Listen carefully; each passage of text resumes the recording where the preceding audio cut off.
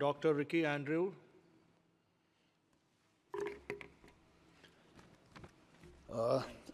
Thank you so much, Mr. Chairman, for allowing me to take part in this motion of thanks on the President's address.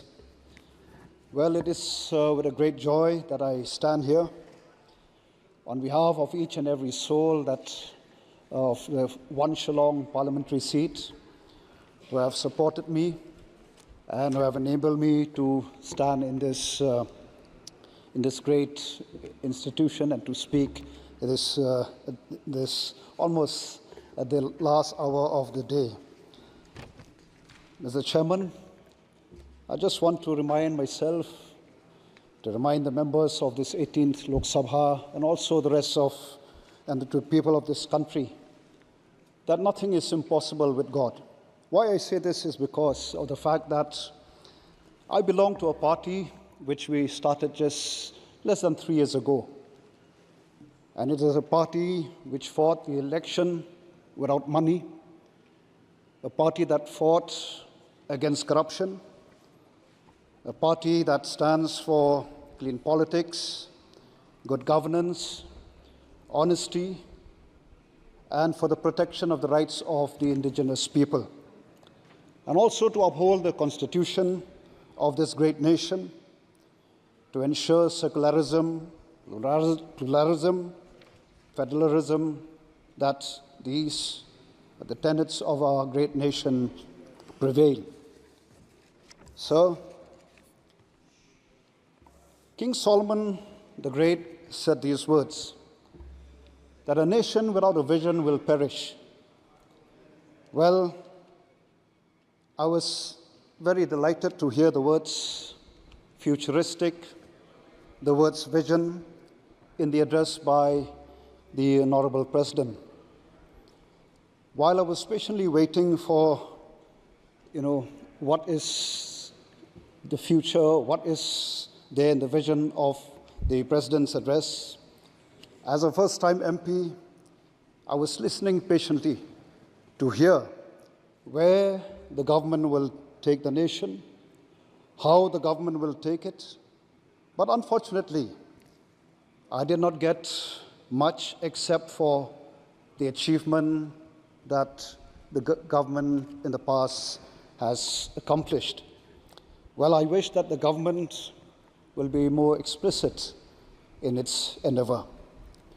Mr. Chairman, while mentioning the lasting peace in the Northeast, as is spelled out in the presidential address, I would like to remind the government of the day and also the government of the past, led by the Congress government, that our people, my people, living especially in the border with Assam, in the border with Bangladesh, I tell you till today, they don't feel safe at all. They feel very threatened, and what is even sad is that the lands have been taken away from them, they've lost their livelihood.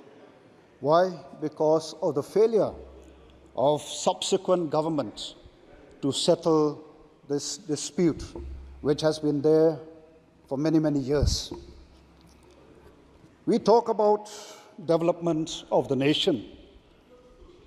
That is dependent on the development of the states. That is what even our Honorable Prime Minister said, these words. Now, how can we talk of development when people till today, till this very moment, are yearning for peace? I therefore urge the government to kindly take up this matter seriously. And I wish and I hope that the Prime Minister himself will take the lead in putting an end to this long pending issue in the interests of our great nation in general and in the interests of my people, especially those living in the border areas.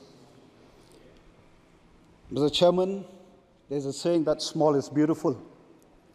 Well, I am proud to stand here to represent one of the most beautiful people living in the in the eastern part of this great nation called the Khasis.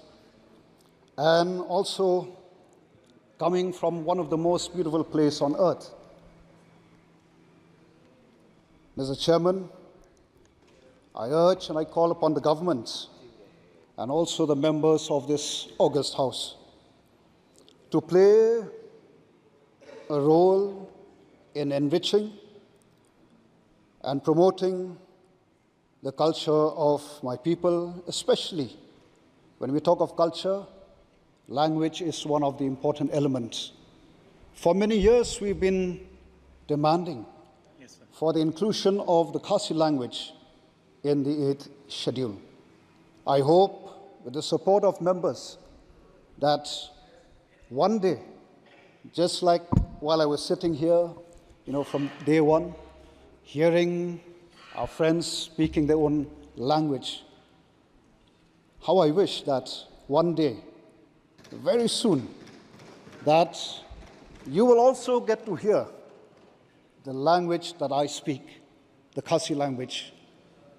And I hope that the government, members in the opposition, would support the inclusion of the Khasi language in the 8th schedule. Okay, sir. Kindly conclude, sir. Well, the government talks about development. Let me remind this House that Shillong, or rather Meghalaya, is one of the famous tourist destinations.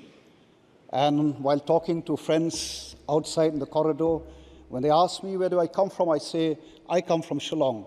Oh, Shillong is a very beautiful place. I hope members who have never visited Shillong, or Meghalaya for that matter, would one day make it a point to visit Meghalaya. But the sad part is that Meghalaya is now almost 52 years old. Unfortunately, till today, well, we have an airport, but an airport which is not where big planes cannot land. Even though the fact remains that Shillong, or rather Meghalaya, tourism has so much potential. Thank you, sir. Please continue. Let me finish, sir. This is my maiden speech. I'll just take a few more points.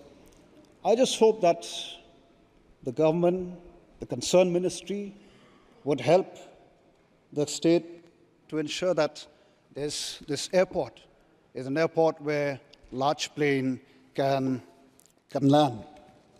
And finally, sir, we've been talking a lot about the leakage, the exams. I would like to draw the attention of the members of this august House that there's another important issue which I feel as members we should take and look at it seriously. While designing a policy, like the CET NEET for our youth, what I want to say here, sir, is that before we come up with such policy, I think it's very important to ensure that that the centers are adequate, or the adequacy of the test center. Otherwise, what is happening I'm a teacher. It pains me when I come across students who have to put a stop to the career for the simple fact that they have to travel to far-off places. Thank you, sir. Why? Because there is Mr. no Manikam Tagore. test center in their place. Mr. Well, I Manikam hope Tagore. that the government, while coming up with such policy, do keep this also in mind, to set up centers at every block, which would be a great asset to the state and also the nation as a whole. Thank you, Doctor. Last but not the least, let me just end up with this quote, sir, that I call upon the members of this august House. Let us rise up, as Nehemiah said. Let us rise up and build. Let us rise up above party politics. Let us rise up above caste, religion, and creed, and let us build this nation. If we want to see a developed India, I would request each and every member to rise up and build this great nation. Thank you so much, sir. தலைவர் அவர்களே, வணக்கம். நள்ளிரவு 12